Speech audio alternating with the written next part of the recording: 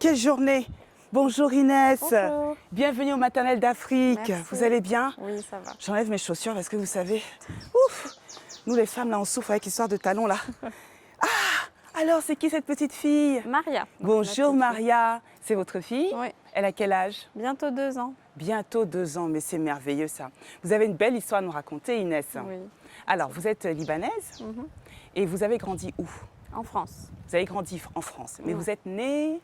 Alors, je suis née en France. J'ai Oui. grandi un petit peu d'abord en Côte d'Ivoire et après, je D'accord. suis retournée en France. C'est Donc, trop- j'ai fini toute ma scolarité là-bas. D'accord. Et vous avez un établissement qui est assez connu au Togo qui s'appelle... Ça a des skeks, C'est une pâtisserie. c'est ça? Vous êtes pâtissière. Oui. Pourquoi la pâtisserie? Alors, je ne sais pas vraiment pourquoi ça m'a piqué depuis que je suis toute petite, Oui. mais je ne sais vraiment pas ce qui m'a attirée dans ce métier dès le début.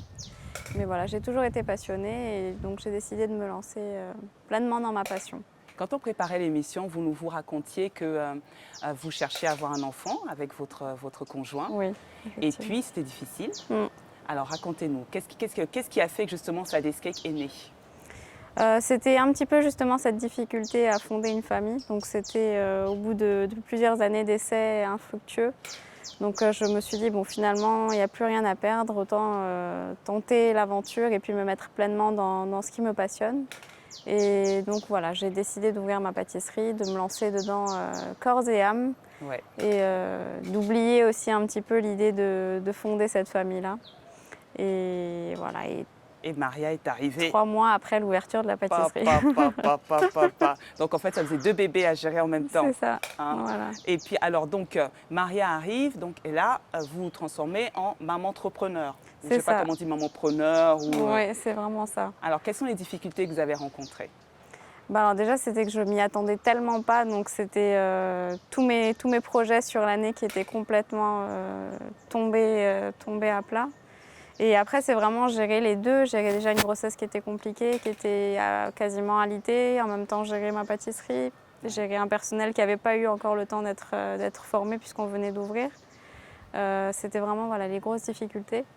Ouais. Et après, bah, au fur et à mesure, c'est continuer justement d'accorder du temps à cette passion, à cette pâtisserie-là, et puis en même temps à cet enfant qui a besoin d'attention Bien sûr. et d'amour. Comment vous êtes organisée justement pour gérer à la fois votre fille et puis votre structure?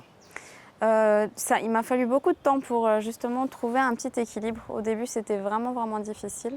Et après, c'est vraiment en s'entourant justement de Tata qui nous aide, en s'entourant de bonnes personnes qui peuvent nous aider. Après, Maria, moi, j'ai pris l'habitude de la voir tout le temps. Voilà, là où je suis, elle est Oui. avec moi. Donc, Oui. elle est en train d'apprendre un petit peu la pâtisserie aussi avec moi. C'est vrai? Et c'est comme ça que j'ai réussi à m'adapter en l'ayant tout le temps avec moi et en l'habituant à suivre mon rythme et à suivre mes journées aussi. Donc on a une future pâtissière en herbe. Peut-être, oui. Ouais, parce que les gâteaux, je peux vous dire, je les ai goûtés, les gâteaux de Saadé, ils sont juste délicieux. Je suis tout le temps versée là-bas. Merci C'est beaucoup. vraiment très bon.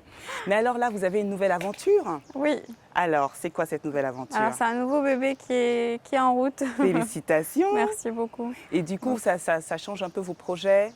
Oui, ça change mes projets puisque je venais justement de trouver un petit équilibre et là, du coup, tout repart à zéro. On recommence encore le même procédé avec aussi une grossesse encore qui sera alitée. Donc là, c'est un peu compliqué. Donc, comment vous allez faire? Comment vous allez vous organiser? Qu'est-ce que vous avez prévu de faire? Alors pour le moment, le projet principal qui me vient en tête, c'est de peut-être faire une pause professionnelle et puis m'accorder vraiment le temps de m'occuper de mes enfants et de les voir grandir et puis voilà, être pleinement avec eux. Et après, avoir la tête tranquille pour me relancer dans une aventure à 100%. C'est très courageux ça. Bon, c'est pour ça que moi, franchement, cette rubrique, elles l'ont fait, c'est une de mes rubriques préférées parce que là, nous avons donc une maman qui décide de mettre en pause sa carrière professionnelle pour s'occuper de ses enfants. Qu'est-ce que tu es mignonne, ma petite Maria. Ça va, ma chérie? Oui, ça va?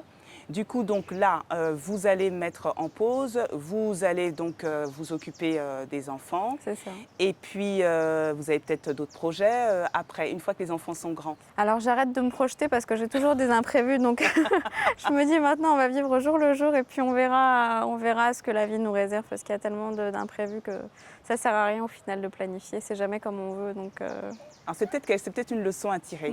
J'ai une dernière question à vous poser, Inès. Si vous deviez donner un conseil à des mamans qui nous regardent et qui hésitent à se jeter à l'eau, quel conseil vous leur donneriez pour avoir une entreprise qui prospère? Alors moi je pense qu'il faut tout faire avec le cœur et puis ne pas se soucier de ce que les gens pensent, ni des pressions sociales et vraiment s'écouter surtout. Moi c'était mon erreur de ne pas vraiment m'écouter dès le début et au final on en souffre et en fait il faut vraiment faire selon ses envies et être en accord avec ses envies et ses besoins. Et vous parliez aussi d'organisation, de séquencier, notamment savoir s'entourer. Voilà, aussi Pour également. Vous, l'entourage, ça a été important. Oui, bien s'entourer. Votre époux, votre famille et puis le personnel. C'est ça. Comment ça s'est passé pour vous justement par rapport moi j'ai eu la chance d'avoir ma mère déjà qui était présente avec moi pendant quelques mois, donc ça m'a beaucoup aidée. Mon mari aussi qui est très compréhensif, donc qui m'aide aussi beaucoup dans le travail, que ce soit à la pâtisserie ou que ce soit avec Maria aussi. Et après, avoir vraiment du personnel à la maison et aussi dans l'entreprise sur qui on peut compter et qui est consciencieux et voilà, qui sait travailler et être respectueux des règles. Ouais, ce que je retiens dans ce que vous dites, Inès, pour toutes les mamans qui nous regardent et même les papas qui veulent entreprendre, il faut déjà avoir un projet bien précis, ficelé, voilà, savoir ce qu'on veut, faire ce qu'on aime et puis bien s'entourer. C'est ça. Eh bien, super. Merci Inès et puis je vous vous souhaite une belle aventure, votre nouvelle aventure de maman.